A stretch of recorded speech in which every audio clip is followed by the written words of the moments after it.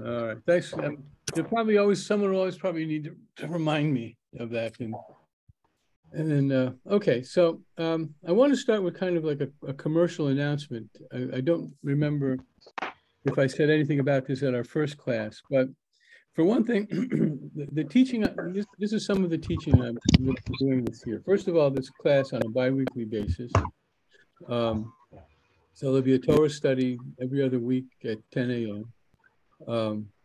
But there are two and possibly three classes that I'm going to start. I see from previous schedule that Rabbi Singer had usually, she brought in a good number of speakers, and the night seemed to be Thursday. So starting probably after Yom Kippur, I may start earlier. I'm going to start a Thursday night regular class. And since my Columbia, Missouri days 3 years ago, or a little more than 3 years ago, I've called this class Seminarion because I'm a little bit of a sadist. Seminarion is how you say seminar in Hebrew. So let there be a little bit of Hebrew in our lives. But it's, in my experience, hardly anybody gets it. So people would say, I'm coming to your seminary tomorrow night, or your seminarian. So that's the sadistic part of me, because I know it's hard for American English speakers to get a handle on it. But almost every Thursday night, there'll be something. I'll do a series over the course of the year, mini courses. I'm going to start with a class I've taught twice now, and quite successfully, on spiritual right, guiding people to write a spiritual autobiography.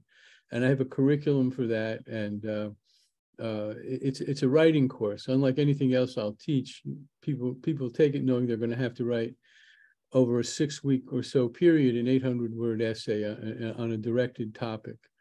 Beyond that, I could do a number of different things, and the year will go too quickly for me to be able to do all of them.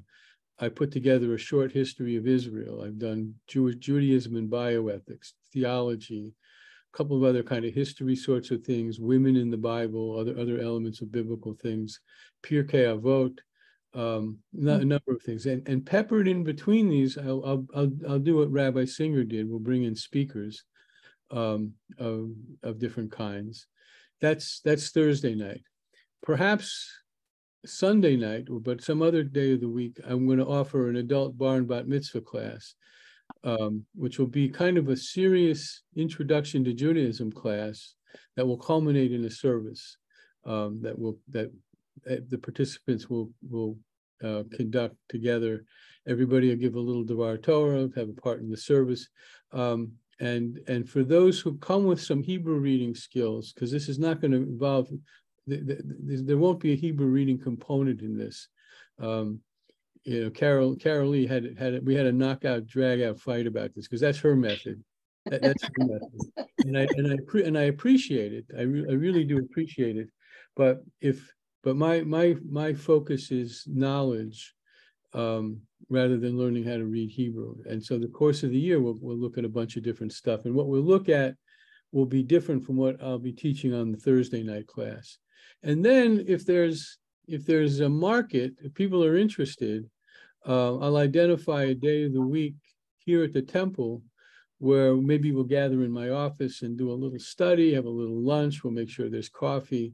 So maybe I'll call that lunch and learn, or maybe I'll call it schmooze or some such. It won't. How about kibbutz? Schmooze and kibbutz. Booze and booze. Booze, Jews and booze. Later in the day. Why not? People, yeah. The cost of entry to that class is you have to bring a high-end bottle of some kind of liquor, and we'll sit here, and then there'll be a long line of Ubers waiting for people to go home. So the lunch and learn is if people show up for it. If people show up for it, I'll do it. I may be overloading the community, but the tone of that one is intended to be kind of lighter. Sit and talk, maybe talk about the news. We'll have a little study, have a little lunch. So that'll all kick in sometime, maybe before or right after Yom Kippur. So there's that. So I'm going to take a breath. I want to apologize for forgetting to bring my charger home, but I'm so pleased that so many of you were here this morning and none of you hung up. Who started this? Who started the Zoom call? Who else has access to the synagogue account? Was that Jason? It was on. It was already open. It was open. Zoom, a little bit of Zoom magic. All right. So again, I'm glad to see all of you. Before we get to the text, I want to do a little bit of talking about Bible, and I'm going to start by asking. I'm going to ask you what the Hebrew Bible is, but I'm not looking for Tanakh and Torah and prophets and writings. I mean, we all know that, and I'm not looking for the names of specific books, Habakkuk or Jonah. I'm asking, it's a kind of a theoretical question, a hermeneutic question, you might say. What is the Hebrew Bible? A way of life, a way to live. A way. So be a little clear about that. Oh God! You tell me it's a way to live.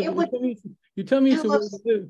Hold on a second. You tell me it's a way to live, but it says don't eat shrimp, and homosexuality is an abomination. So I was talking more about the Ten Commandments. The Ten Commandments. So observe the Sabbath.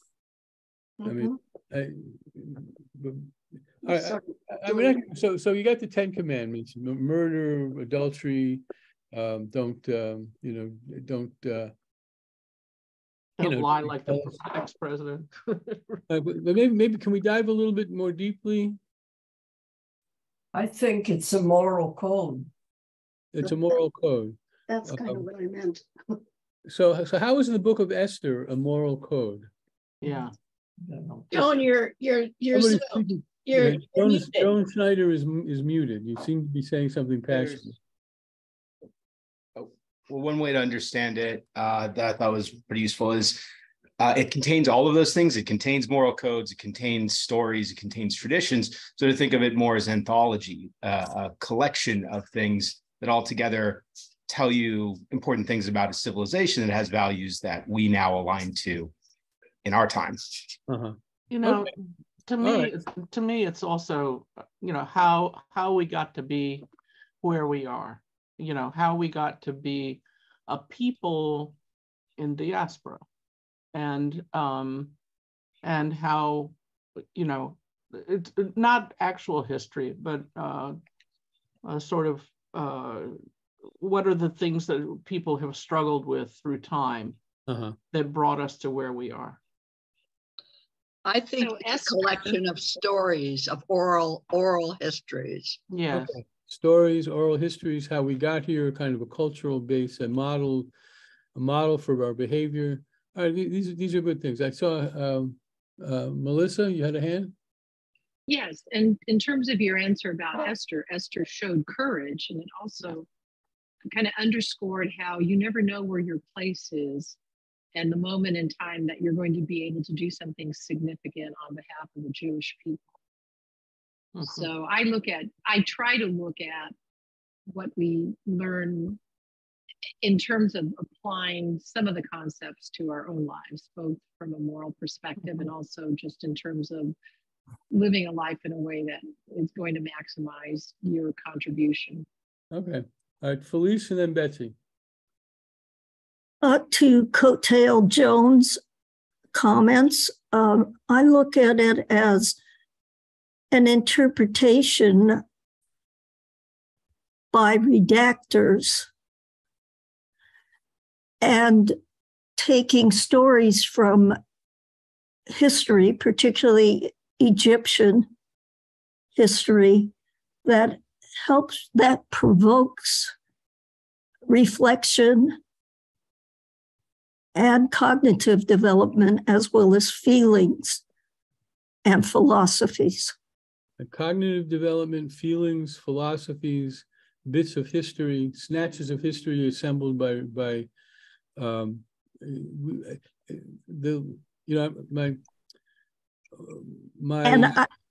and I use it also for quotes for my memoir. Okay. But you give credit to where the quote came from, right? Definitely. You don't say in your memoir, it's I've always said, and my grandma said, am I my brother's keeper? You give the source. Okay. All right, Betsy?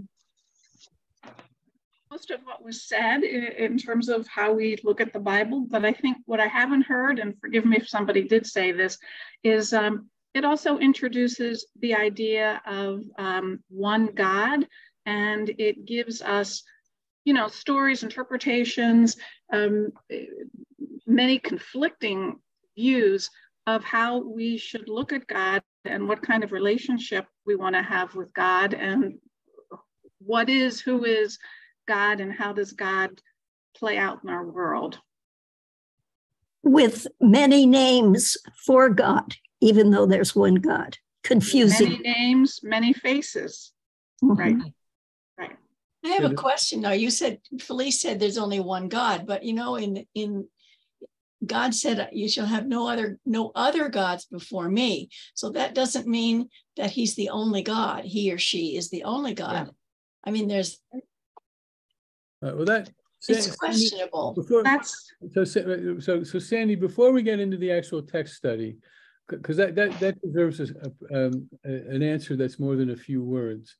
If I neglect to get back to you before we begin the text study, please remind me, because I want to comment on that. Ruth, you got to unmute, Ruth. You got to unmute. Ruth, you have to unmute yourself. Sorry. It takes for a minute. No, I had a very hard time getting on for some reason. Funny laptop. But what is in the Bible is not something that is the absolute truth. Right. What it is what a lot of rabbis have interpreted to be the right thing. So one can say, I can read the Bible, and as we know, some of the stories, we don't really know if they happened, and probably didn't happen. We don't know. But the rabbinic part of writing and explaining what we should do as Jews, I think, I guess I look at more as rabbinic Judaism. So, that's just the way I look at it. So I'm not sure that I got entirely what you're going to say, but let me point out a couple kind of historical things. Okay, the Bible was not written by a rabbi. It was not canon. It was not assembled by a rabbi. It was fully written and codified, not totally codified. It was almost codified before there were rabbis. So rabbis don't come into existence until after the destruction of the Second Temple, year 70. So sometime in the 70s of the Common Era is when you get rabbis. So when people say Jesus, for example, is a rabbi, Jews and Christians trying to be sort of philo-Semitic, called Jesus a rabbi. He couldn't have been a rabbi because he was gone by 32, 33, and rabbis weren't on the table until 40 years later. But somebody, and there's this assumption that there was a final, at least in terms of the Chumash, there was a final redactor. One person collected all the stuff that he could get a hold of and assembled it rather brilliantly. And what we have from his work is the Torah. But all of the writings, the prophets and the writings in the Torah were all in existence before there were rabbis.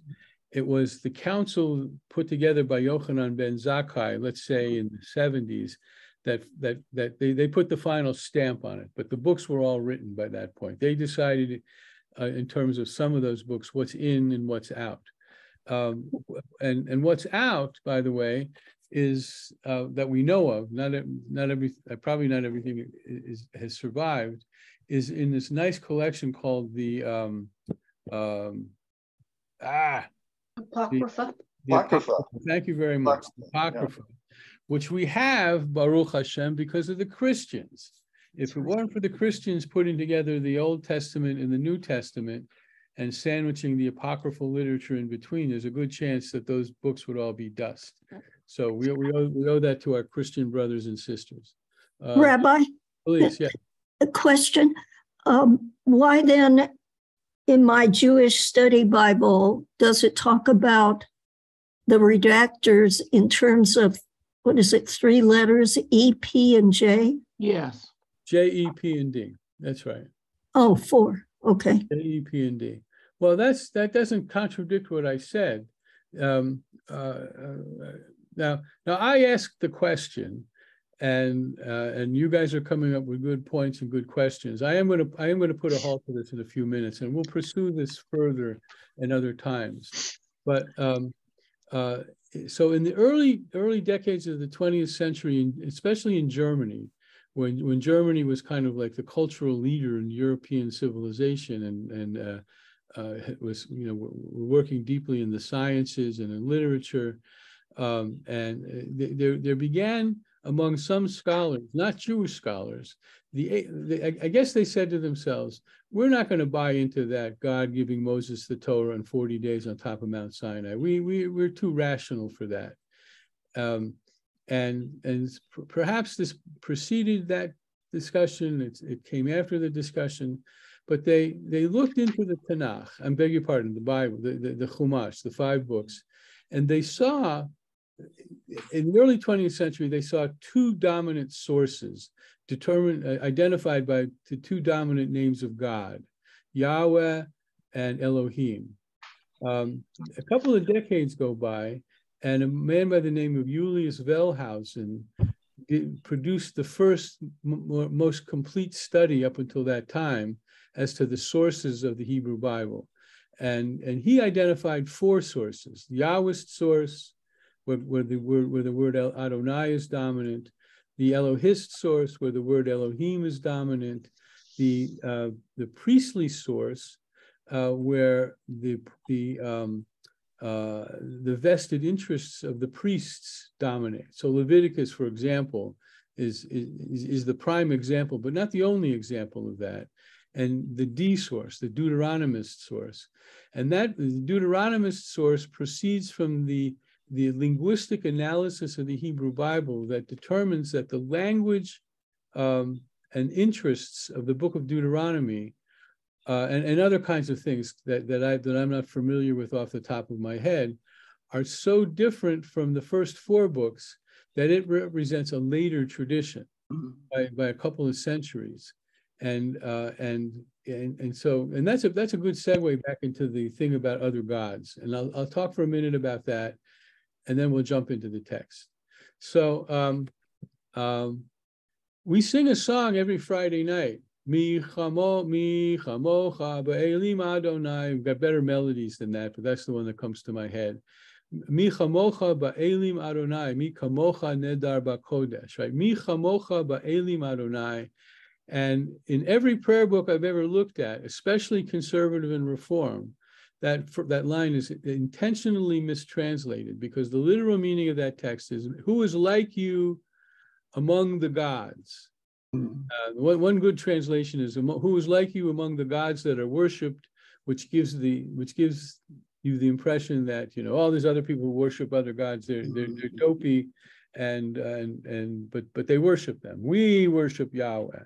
But in point of fact, there are places throughout the Hebrew Bible, and not just in the Torah, where there are indications that the author lives in a time in which there exists the belief in other gods. In the first chapter of the book of Genesis, as God is getting ready to create us humans, God says, "Na'aseh Adam b'tzalmenu kidemutenu," and he says, "Let us make man in our image, after our likeness." And so, you know, modern English readers who read that translation, maybe Hebrew readers as well, think to themselves, well, you know, one God, the Bible is one God, Judaism is one God. What God is quoted as saying by the author is like the royal we, right? Like Queen Victoria, right? You know, we are not amused. But there's a pretty good book by John last name will come to me, who explores this, and he finds presumably all the sources in the whole Hebrew Bible in which there are references to other gods, and I'm not sure that it's his conclusion alone or original with him, but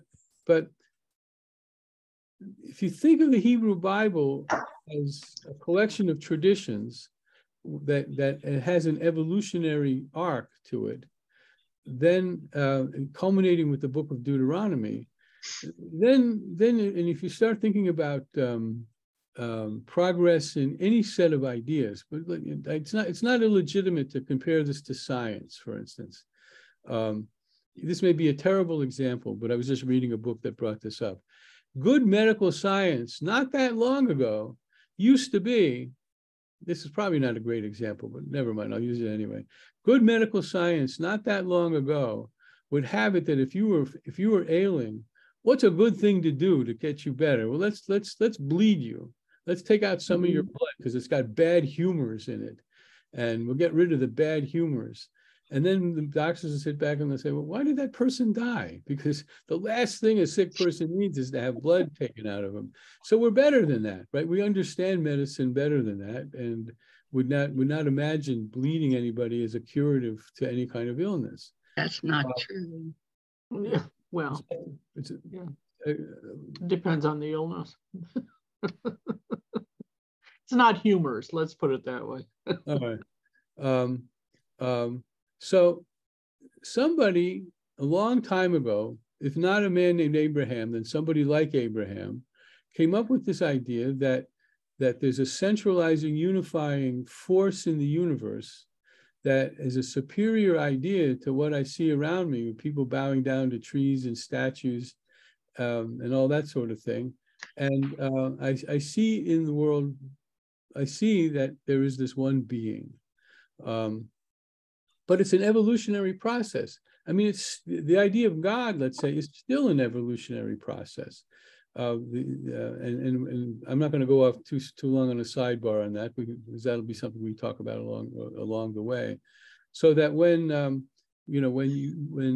you see references to other gods in the Hebrew Bible, it's coming from a worldview in which there is believed that other gods exist, although probably in no time was it ever assumed that any of those gods are anywhere near as powerful as Elohim or Yahweh. That's one distinction that God possesses, even before it comes to be believed, understood that there's only one of them. So it's an evolutionary process, and the whole Jewish tradition, of course, is a developmental process, from the Bible to all kinds of other things to us here in 2023. So before we move on, I'll give anybody wants to one last comment. Yeah, go ahead, Christine. Yes. Well, the people who've been in this process for a while know that I'm concerned with the sort of pathways of state formation. And another way of looking at, the Hebrew Bible is that it takes like non-state beliefs and pulls them, culminating in Deuteronomy, into more rigidity, more hierarchy, and less human agency, which is typical of state formation. You have to reduce the role of kinship. You have to reduce all of that stuff in order to have succession. And they're all the problems that taking a people who have had a much less authoritarian past into the kind of authority that states have, and it's a process, and then they're warned along the way. They say, you want a king? Well, let me tell you what happens when you get a king, and it lists it. And then, of course, there's several, books that show each one of those problems of kingship. And Deuteronomy, again, is a sort of punitive list of rules You know, if you do this, you're going to be okay. If you don't do this, you're going to get punished. And that kind of duality is definitely a kind of ideology that is found in states, and very rarely do you have unambiguous dualities in non-state peoples. And so another way of looking at it is what happens when you get these basically pastoral / foraging peoples, and the Mosaic moment is when if you will, the rule of law comes to characterize how people's relationship is to the unseen authorities. And it's a moment that really initiates the kind of statescraft. What the hell is she talking about? I'm sorry. Like, I can't help it. I was an academic. It's not my fault.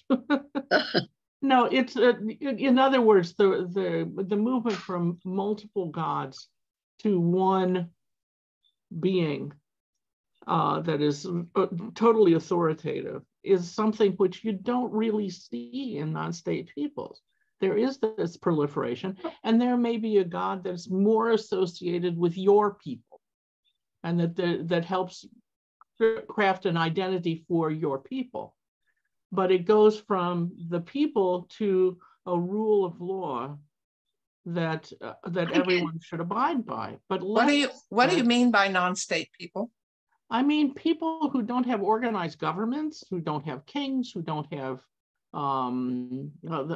Native Americans wouldn't be.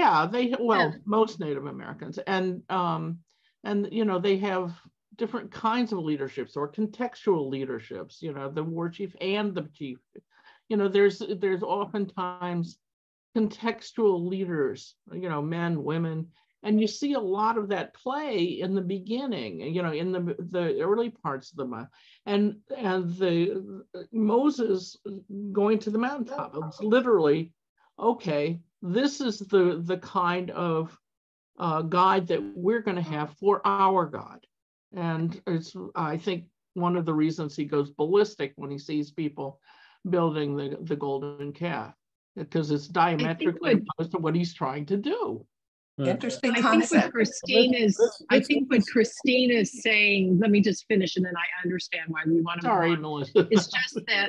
It's just that as it became more important to control larger bodies of people and to operate as states, some of the Tanakh is designed politically to move people toward that kind of evolution, good or bad, whatever you think of state. Yeah, whatever it is. I mean, you know. Yeah. So. Yeah. As the historian in the group, I don't think we should be surprised at all that we're hearing about many gods, because my belief is that B'nai Yisrael, even when they were in Canaan, are a people in diaspora, because they're surrounded by peoples who have multiple gods. And there are many studies on how the monotheistic Jewish God has the same aspects and parts of the same personalities of these other gods. Yes. And as Rabbi Singer pointed out, it took a very, very, very long time to come to monotheism, that for most of its history, B'nai Israel is monolatric, which means it believes in one primary God, but acknowledges that there are many gods around them.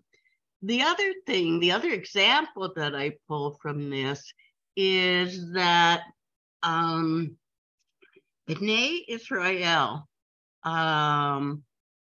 throughout its history, has found it to be better for survival to be accommodationist as opposed to confrontive.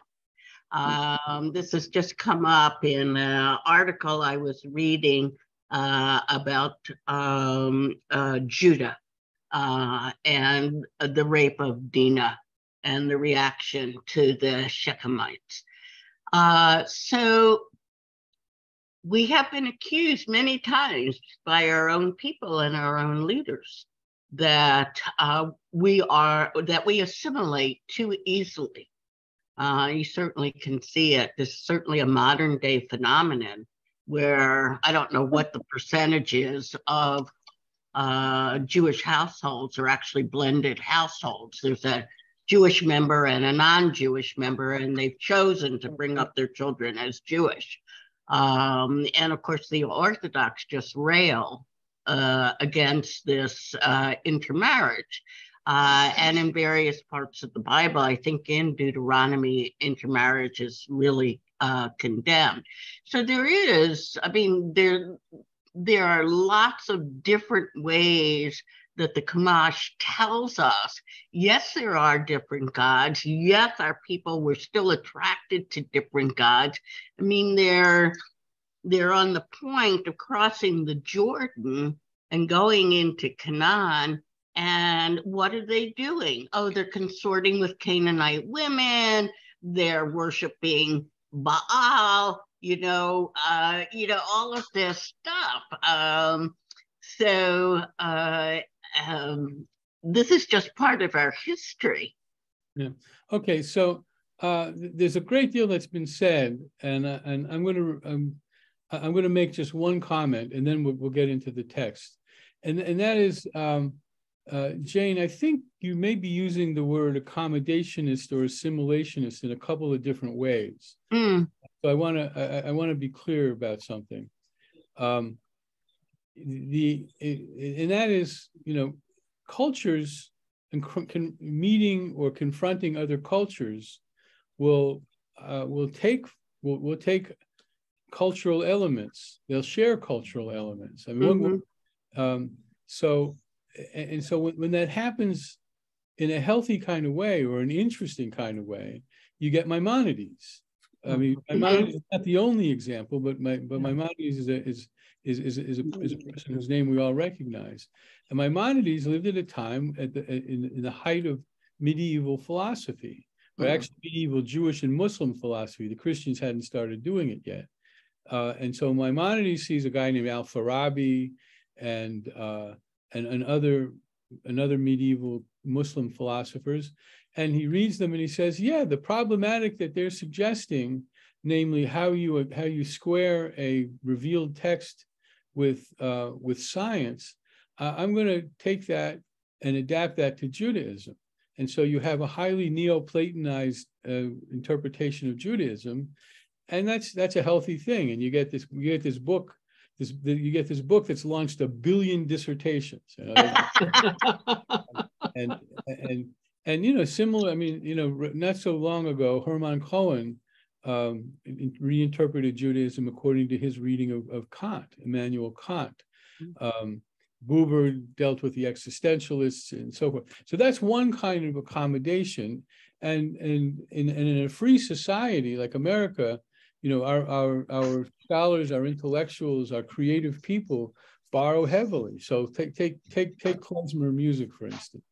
There probably never was a pure form of klezmer music, but wherever klezmer went, it borrowed from Eastern Europe, it borrowed from jazz, it borrowed from rock, it borrowed from here and there, because that's what a healthy cultural phenomenon does.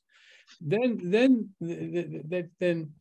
and I'm not going to go off on anything about intermarriage per se, but the kind of assimilation that people are critical of, including me, is the kind of assimilation where Jews don't begin their cultural adventure, the life of their cultural adventure, by having some kind of solid Jewish base from which then to go out into the world and adapt as needed. Rather, so many Jews see I know I'm kind of sorry that I brought up this topic, because this could have been a whole other sidebar and a whole time. I just want to get to the text, but then there's the kind of assimilation, and I won't bring intermarriage into it, where what's Judaism? Well, bagels, and God forbid you should have a fondness for sun-dried tomato bagels. That's not even Jewish. Bagels and Seinfeld and Dr. Brown's soda and pastrami. That's and that's not. Those are elements, but leave Dr. Brown's soda out of it. But those are true elements of Jewish culture. I mean, the bagel is a Jewish expression brought over from Europe, no doubt, and as is salted meat. But it ain't the whole thing. So my point is simply, and I've gone on for too long about this. I can identify two forms of the word adaptation. One is very healthy and interesting, and the other leads to cultural diminution. I saw one more hand. I'll recognize it, and then we're going to go study some Bible. I just wanted to make a quick comment. I misused the term rabbis. I did not want to use that. What I wanted to say is what Rabbi mentioned, that somewhere way back when, and who knows when, something was written down and that was preserved, and then it was expounded upon. So I'm sorry that I used the term rabbis. I just meant that it was a human. Well, I don't know whether it's a human, but it was not the rabbis. Okay. So that was a brief comment. So Sandy, you get the last word, and then we're going to open our Bible. All I wanted to say was, it looks like I really opened Pandora's box there with my question. That's it. Oh, okay. Keep it up. All right. So now we're gonna look at those sections from even if we'd begun at 10 o'clock, we wouldn't get through these sections that I identified for you to look at from Exodus. And these are I picked these. They're at the beginning. They're legitimate. Of course, they help us begin to understand who Moses is. And as we do this for another couple of weeks, I'll identify more less known texts about Moses. And my idea when I do this with any biblical character is it's a provisional project, to be sure, is what do these texts teach us about, in this case, the man? Who is this person? And how is the text? If you think of the text as a literary text, you think of it as the author as a novelist. What is the novelist? How is the novelist building this man's character, and what is this character about? And maybe what do we learn from it? But this isn't so much a homiletic task as it is a literary task. This is like doing a character study of Raskolnikov in Crime and Punishment. But it's the Bible, so it has some religious overtones. All right, so I have in front of me the altered translation, and I'm going to bring up the JPS translation on Sefaria. And we're going to start with the birth of Moses, which Moses doesn't have a speaking part, but let me get rid of this. Can I get rid of this? Oh, I'll get rid of that. Are you seeing these names? Yes. Yes. Exodus 2. Yeah, Exodus 2. I don't have the assignment in front of me. Does anybody have the assignments? Not right from the very beginning. It's 1 through 22, I think. Yeah, Exodus 2, 1 through 20. All right. So initially, what the author is doing is creating a kind of a folkloristic or mythological structure for who this person is, which kind of foreshadows the whole rest of the Moses story. But it's very interesting, and there's several things worth pointing out. And of course, if anybody has any questions or comments, please feel free. And since I see what's happened in the last 52 minutes, or actually 42, I came on late. I don't imagine anybody will be shy about asking questions. So I don't think you have a shy group, Rabbi. Baruch Hashem, Baruch Hashem. Vayelech ish mi Beit Levi, vayikach et Beit Levi. A certain member of the house of Levi went and took into his household a woman of the tribe of Levi. And the woman conceived and bore a son, and when she saw how beautiful he was, she hid him for 3 months. So we know from the first chapter, I'm not doing this from the very beginning of Exodus, that all baby boys are under a death sentence, correct? So, so what should happen is willingly or unwillingly, the mother should give up the male baby, who then gets thrown into the Nile and dies. So already we know that this character is special because his life is being saved in opposition to a royal edict. And it gets even more interesting in just a couple of... Could I interject a question? Why was Aaron born before the edict of, and it's not merely the firstborn, it's all sons? It's all sons. But here's the thing. We don't know nothing about Aaron until Moses frustrates God so badly. God says, all right, Aaron's coming. He'll be your mouthpiece. In literature, I think that's called the Deus ex machina. We don't know anything about Aaron, except that once we hear his name, we figure, oh, he had to have been born. He's probably the older brother, but maybe not. But it's a little tear in the continuity of this story, but it's a very common thing in literature. You got a problem. How do you solve the problem? Well, you parachute the problem in. So in that case, Moses is, I can't do it. I'm uncircumcised of lips. I'm scared, God.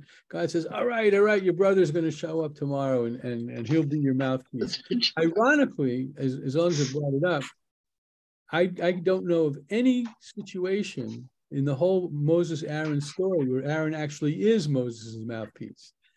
Aaron is very quiet. He has very few lines in the whole story. All right. So the woman conceived and bore a son. She hid him for 3 months.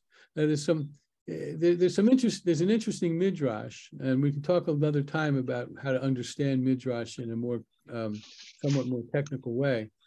Ask the question, why 3 months? Why not 2 months? Why not 4 months? Let's read the next verse. When she could hide him no longer, she got a wicker basket for him and caulked it with bitumen and pitch.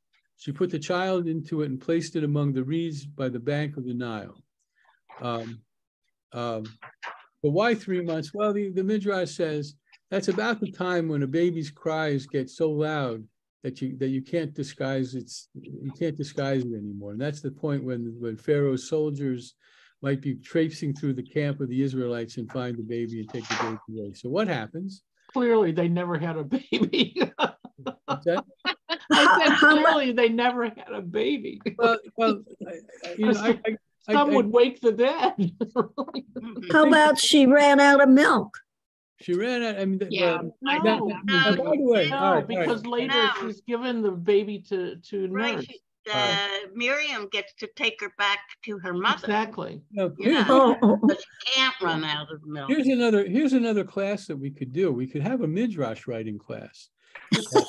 I would love that. That would be so much fun. There's this wonderful book. There's this wonderful book called Dear Shuni, Interpret Me. And it's a collection. It's a collection of women's midrash written by modern Israeli women. Yeah. And I don't know that they take this issue into account, but they provide their own commentaries from a women's perspective. Now, when I first read this midrash, it was the summer of my second year of rabbinical school, and we hadn't had a kid yet. I kind of figured what was going on was that not that babies don't cry. I would hope the author of the midrash was smart enough to know that newborn babies don't cry. It's rather more than 3 months. The lungs have grown long enough, and the cries get so loud you can't hide them. I can't hide them. But I don't want to get too caught up on this one. So what does she do? She takes a basket and she puts tar on the inside and the outside, so it's waterproof.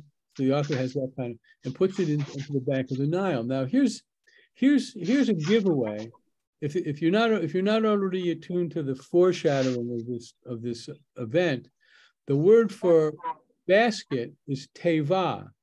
Does anybody have enough Hebrew to know where that word is used elsewhere? It's what Moses took all the ammuls in. He put them in a teva, except it's a much larger one, the size of 3 football fields. It's the same word, and you can take it to the bank that the author of this story knew that other story and used the word here to say that this baby has a role parallel to what Noah had in taking all those ammuls into the ark. Right? Wow. This is a redemptive. It's a symbol of the redemptive role that Moses is ultimately going to have. Wow. So there's nothing about him yet. This is all from the imagination of the author. So his sister stationed herself at a distance to learn what would befall him.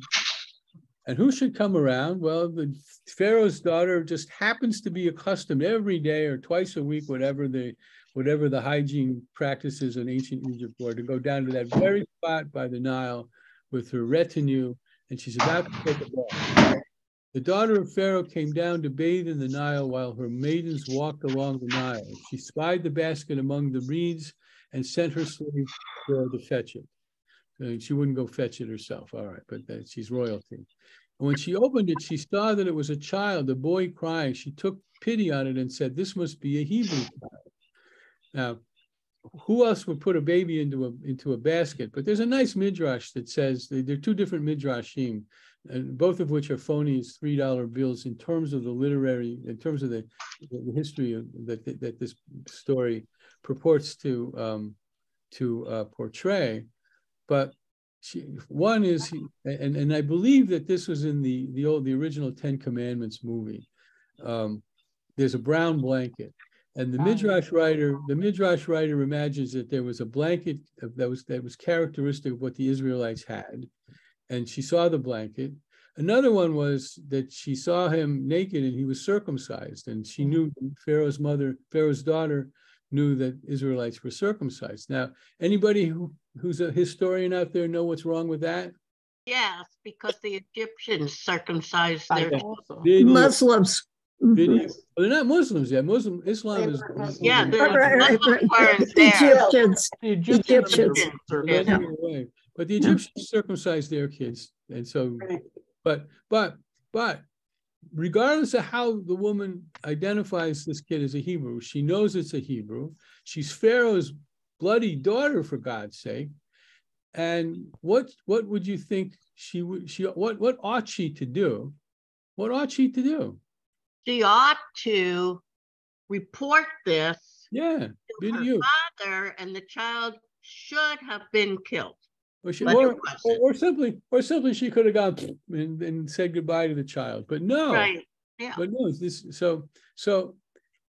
I don't want to make too much about this. This is not a proto-feminist statement, this story, but you know what, you might think that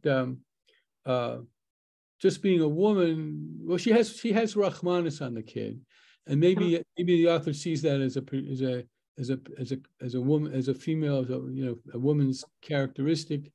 But so what does she do? Wait, can I just interject something? This was a time when it would be not unreasonable that she would become the next female pharaoh. Yeah. And at that time, it's brother-sister marriage, and they are similar rank. And so the women had a kind of authority that they didn't have subsequently, So she is not under her father's thumb. And she does have that kind of autonomy because she's going to be the next queen.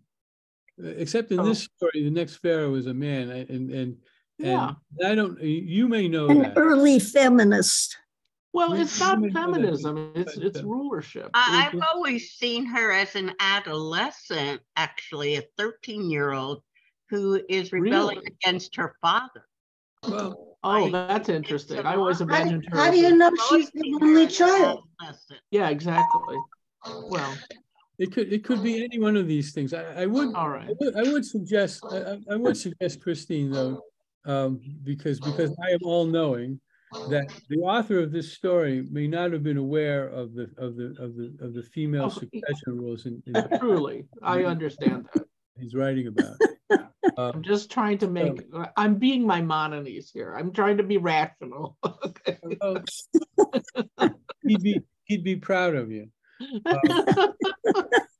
So Pharaoh's daughter, who's nameless, takes the child, and the sister, who's behind the bulrushes, right, comes running out, and she says, "Shall I go get you a Hebrew nurse to suckle the child for you?" And Pharaoh's daughter says, "Yes." So the girl went and called the child's mother. I have things to say, but I want to read on a little bit. And Pharaoh's daughter said to her, "Take the child and nurse it for me, and I will pay your wages." So the woman took the child and nursed it.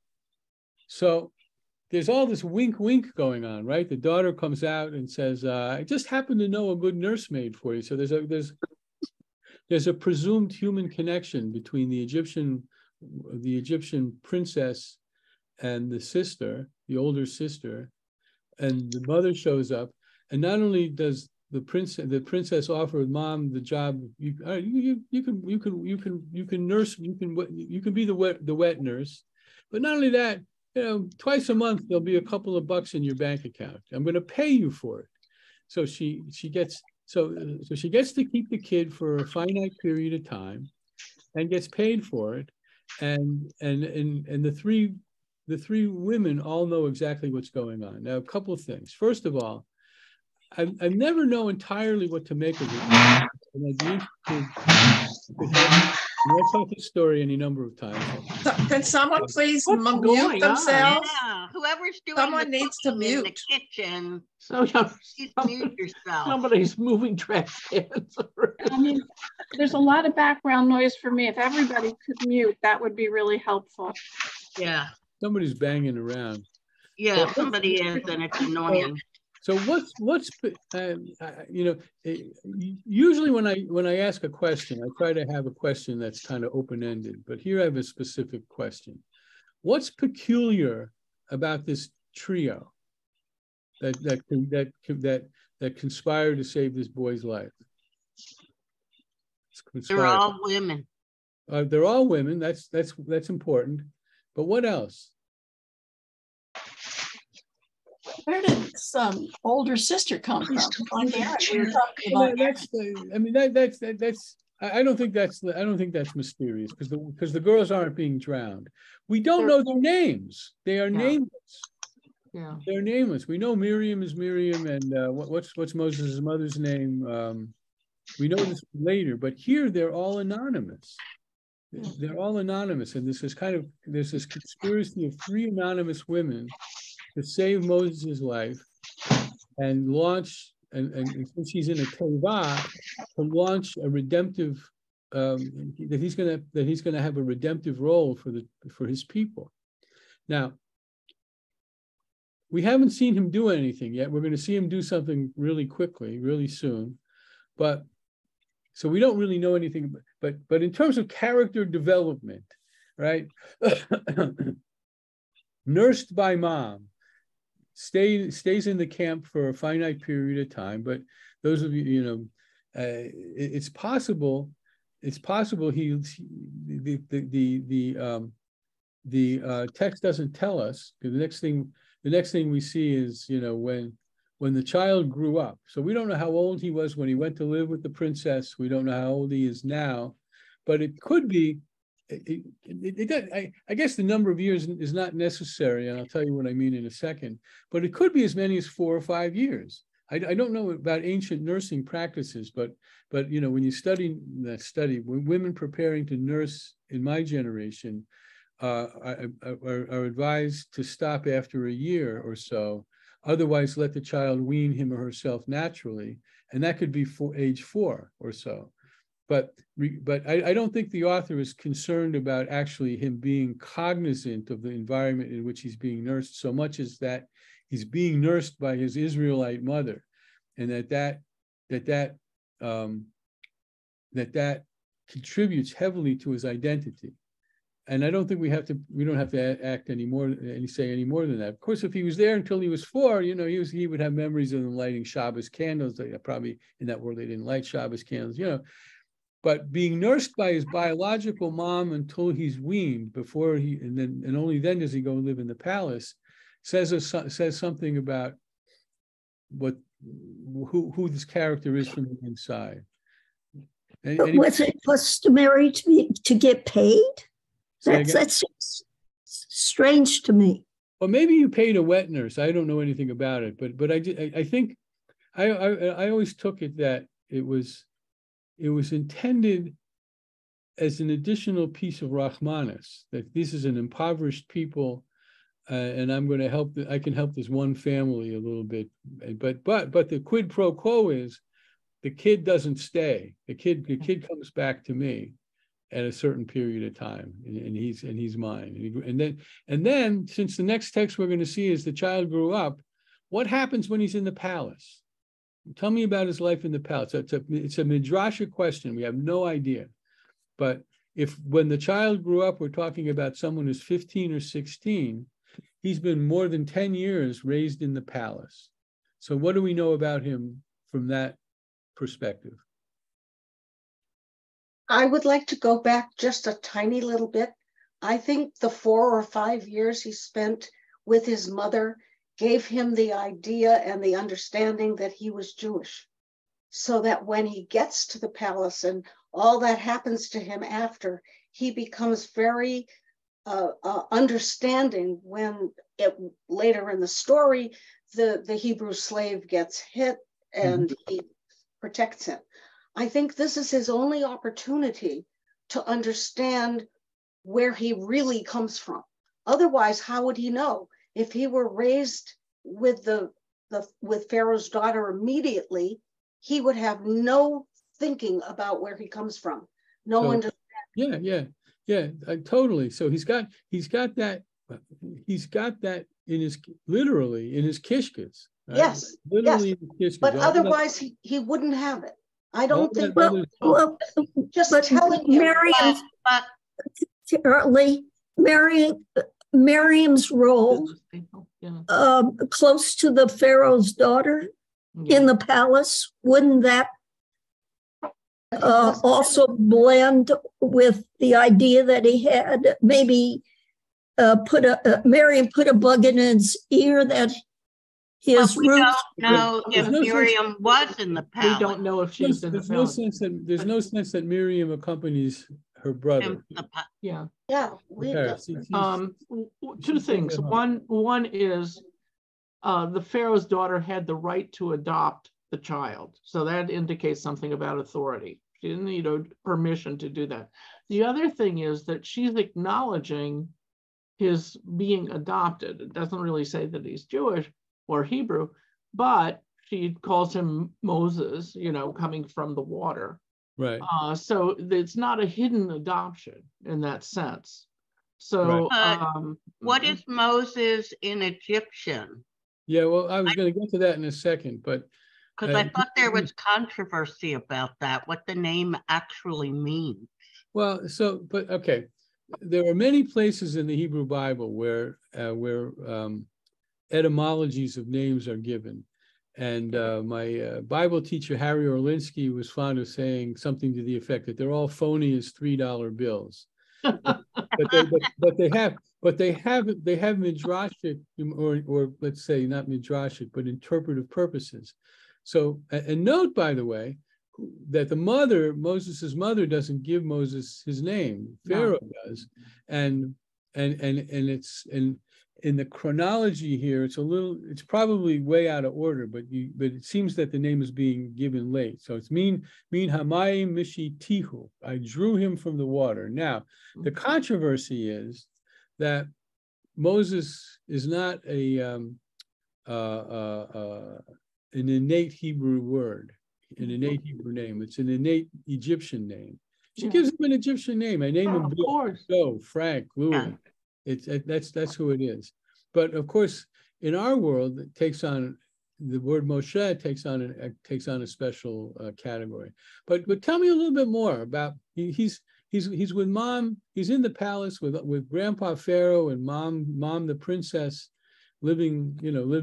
He goes to Choate or whatever is an exclusive private school out in the West Coast.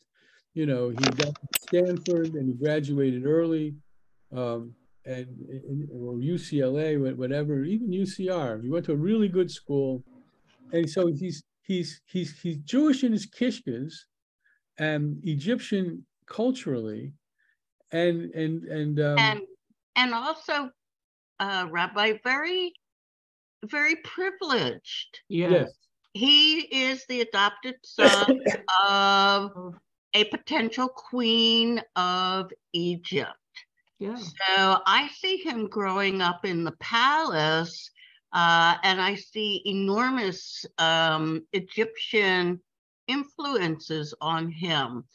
And Moses, I think, just jumping ahead, I've always wondered if Moses really knew that he was Jewish, that he was a Hebrew until God sent him back to the Hebrews. I think that was one of those aha moments. Oh, you mean that's who I am? And I think that's a question. I don't know that we're going to get. There's a textual.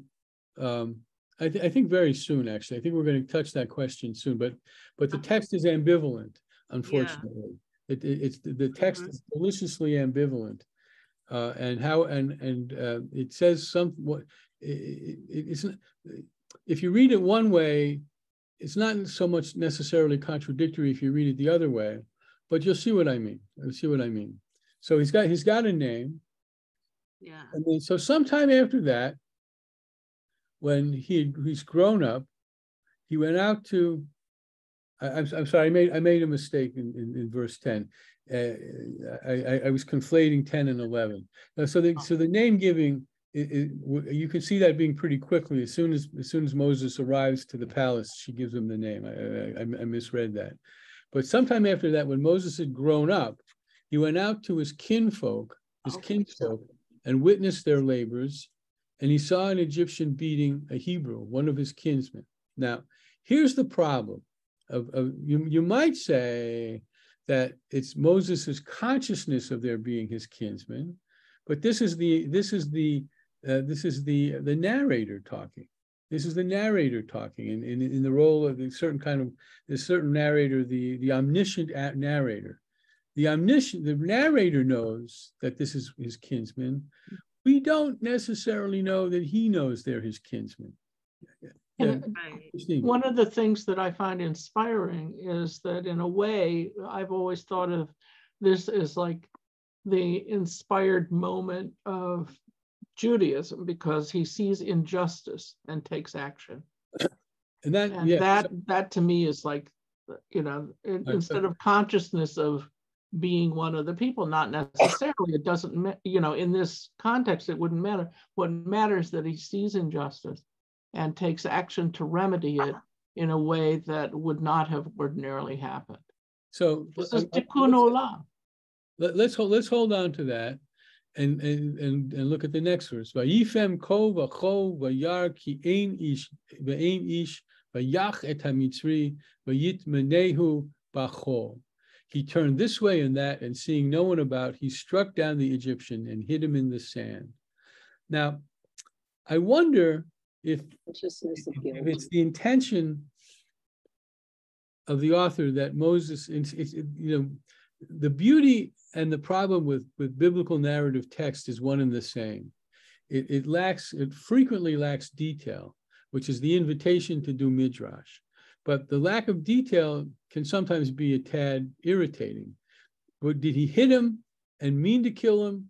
Or was he just so wrought up at the injustice that he's observing that he hits him so hard that it kills the Egyptian? And you don't know, but you're not sure, going back to the previous verse, if he knows that he's defending one of his own people or not. Now, as Christine said, and this is what I alluded to a minute ago, in either case, it's Moses acting in the face of injustice. In one case, it's the injustice It's the injustice that I see. I'm going to stop. I got a note that somebody raised their hand, and I can't see it when that happens. Who raised? So yeah, go ahead. You can. Oh, well, Melissa. Yeah, genetically, some people have more empathy based on the development of their brain. So I don't know that it absolutely follows that only a Jew would have protected another Jew in those instances.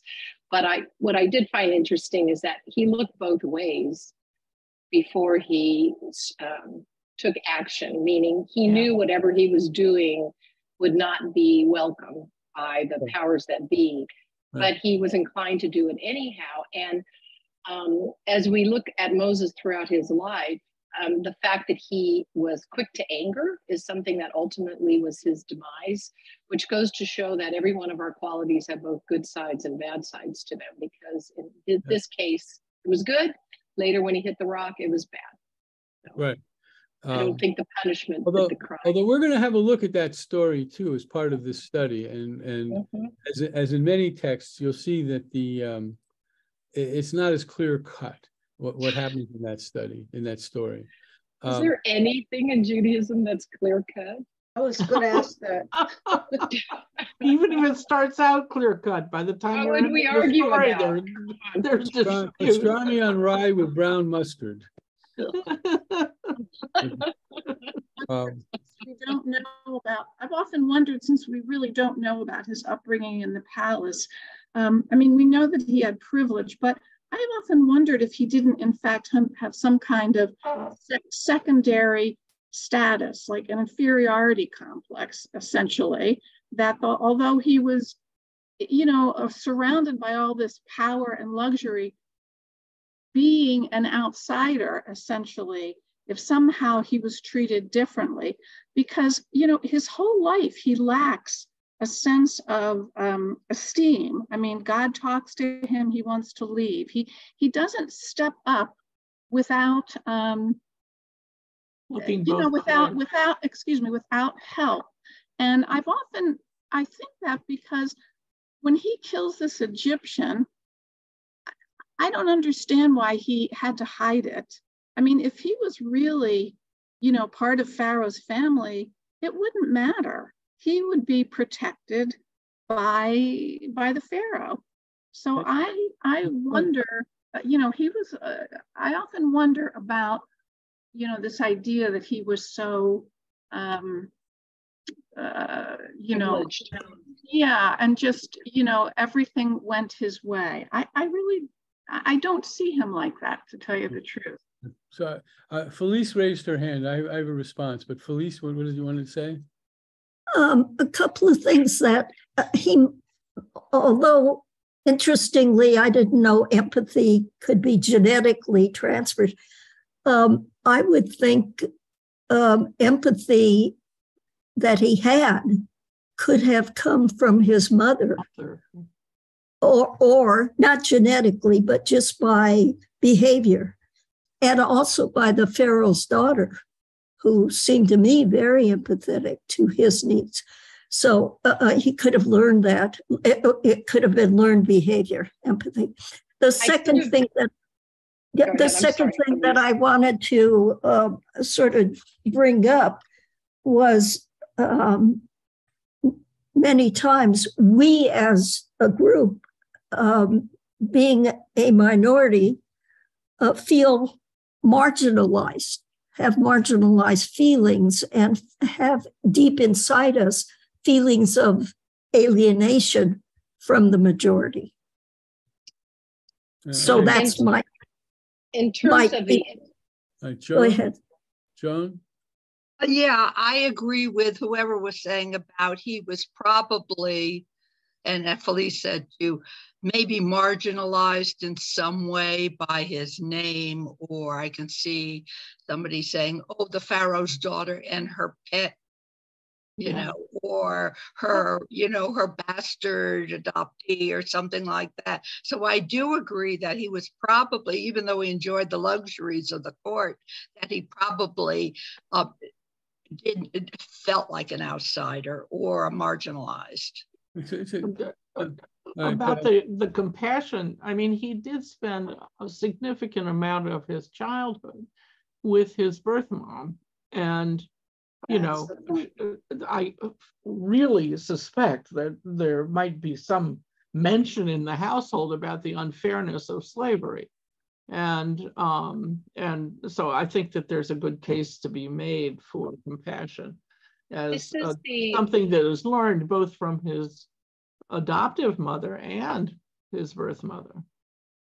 This is the big debate about evolution versus environment. So you have people who grow up in a very difficult environment but have empathy. And they've done studies on people's brains to show that. I mean, maybe it's the amygdala, I don't know. But so if I'm not using the word genetically correctly, when are you? It's epigenetic. Let's say that it can affect the brain chemistry. Yeah. Right. I need one of the anthropologists to correct me. Yeah. That's all. It can be epigenetic. In other words, the trauma can affect brain chemistry, and it affects it in different ways, so that some people in the similar circumstances have it affected differently. So it doesn't have to be genetic to have that biological component. Yeah. Now the next, just a second. I want to dial back to, if I can remember what Betsy said. Just give me a second. Yeah, it's interesting, and we'll see this right now, how rapidly his life as a royal falls apart. Yeah. And you know, we don't really know why, but it does. It falls apart like immediately.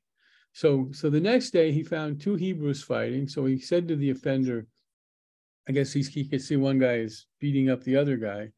Why do you strike your fellow? And he retorted, now this is more about the Israelites than about Moses. Who made you chief bottle washer over us? Do you mean to kill me as you killed the Egyptian? And Moses was frightened and thought the matter is known. Now that's a strange little sidebar that says something about the nature of these people, presumably as slaves, like a kind of a slave consciousness. You killed that guy yesterday. You killed one of our masters, and you're going to do the same to us. And Moses is frightened. But what the text is telling us here, as far as I can see, is simply that this is used as a way for Moses to realize, no, of course, who spread the word about the killing of the Egyptian? I guess that's the key to it. Who spread the word? How is it well known that he killed the Egyptian? Who spread the word? The guy whose life he saved. The Egyptian whose life, the Israelite whose life he saved the day before. And so that says something a little smarmy about the Israelites, but that's not our focus. That's not our focus. When Pharaoh learned of the matter, he sought to kill Moses, and Moses fled from Pharaoh. He arrived in the land of Midian, and he sat down beside a well. So his whole life just deconstructs. As Betsy said, one would expect in a royal, in an autocratic civilization, and you're among the royals, the grandpa is going to protect you from this. But no, grandpa, somehow this whole, and this, we can't be clear about this, but somehow the whole ruse under which Moses is living in the palace disintegrates, because Moses does this extreme act, but in other situations you would expect him to be protected. But no, Pharaoh wants to get him. The whole thing falls apart. So he runs to Midian, and he sits down beside a well. Now, real quick, well in biblical literature is often used. I gather that the well in a settlement is like the center of town. If you remember, when Jacob's running away from Esau, and he lands back in the old country, he settles down at a well, and he resolves the difficulty there. He demonstrates great strength and helps the women get water. Here, the priest of Midian. So the priest of Midian had 7 daughters. They came to draw water and filled the troughs to water their father's flock. But shepherds came and drove them off. Moses rose to their defense, and he watered their flock. So we now see 2 acts that Moses does, and both of them require strength and a propensity for violence. I mean, it doesn't say what Moses exactly did. He might have been able to threaten them like a John Wayne, like in a John Wayne movie. He may not have had to strike them, but Charlton Heston. he chased them off. He kills the Egyptian, the taskmaster, and he chases them off. So right now, and we're going to stop here. I think right now we know from what the text has taught us that as a very young baby, 3-month-old baby, he's set into a teva and set into water. A river. River has great symbolic meaning of life and so forth. We know that he's not going to die. I mean, even we've never heard this story before. It's not possible for this guy to die. Let me stop sharing. There we go. All right. We know he's not. We know not only is he not going to die, but because he's in the ark, like Noah was in the ark, he's destined for greatness of leadership and moral kind. And by virtue of having been nursed by his mom for an unspecified amount of time, we can assume, with whatever the author thought about how identity and values are passed on, they are passed on to Moses. But they seem to be recessive until he's raised in the palace and he goes to Choate and he goes to Stanford, and he's working on his master's degree in astrophysics. When he goes out for a walk and he sees this, and so he comes to the defense of an Israelite being beaten. And I see him acting, regardless of how you interpret the verse, he's acting out of empathy, he's acting out of justice. It's a little more, to my mind, it's a little more interesting if identity doesn't play into his act. To me, it's a little more interesting if he sees somebody being abused and he doesn't know that person's identity, and he saves that person from the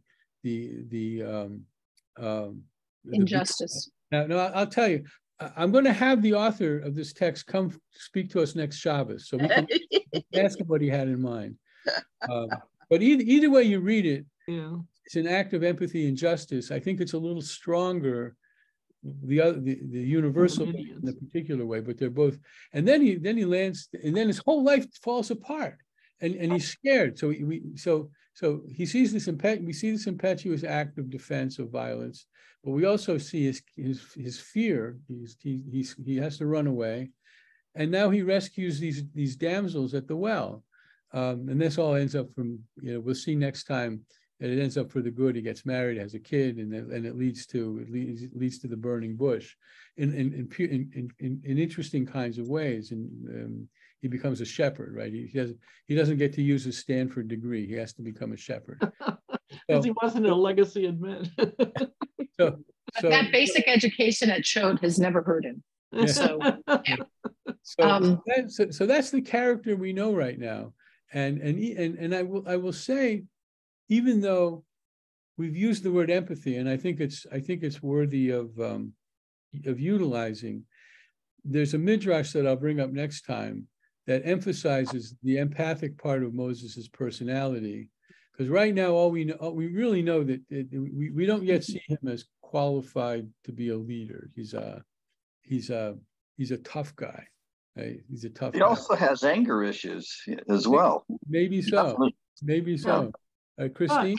Well, I think that the scene at the well is really important, because there might be those who thought that the only reason he came to the defense of the Hebrew slave was because he was Hebrew. And by replaying the entire scenario in Midian, it makes it very clear that he's sympathetic to an underdog. I like that. Okay, very good. So no matter what the author meant in the previous verse, this one makes him, of course it's girls.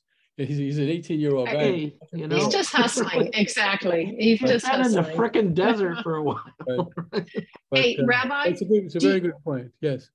have you shared your email with the congregation broadly, or would you not want to share your email just because I don't know what email you're talking about. how can we comment on your parsha last night if we can't email you and say, what about this? We can. It's in the bottom of each weekly email, and somewhere in that weekly email it refers you to the bottom where it has his email and Gotcha. Okay. It was a very good analysis of what's happening in Israel right now, right? And for all of us who listen to the podcast. So, the one you didn't mention, the fact that the Orthodox not wanting to fight in the IDF and the demographic growth of the Orthodox is something that's really complicated, and the elephant in the room for some people. I don't think it's the elephant in the room anymore. I think I made several comments about how this thing or that thing was a much longer conversation than I. Yes, of course. Yeah, that's why we're cornering you for. Betsy, check the chat for Jews and booze. Don't have anything in my chat. Sent you a message. I don't have anything noted. Sandy sent you a message. Anyhow, Shabbat Shalom, everyone. Thank you very much. All right, 2 weeks, folks. Yep. 2 weeks. See you at the Shabbat and Shore. Bye. Thank you. Hello. Hi, Betsy. Nice to see you for the first time. Thank you. And Shabbat Shalom to everyone. Have a good weekend. Bye-bye. Good Shabbos. Shabbat Shalom. Bye-bye. Thanks, Rabbi.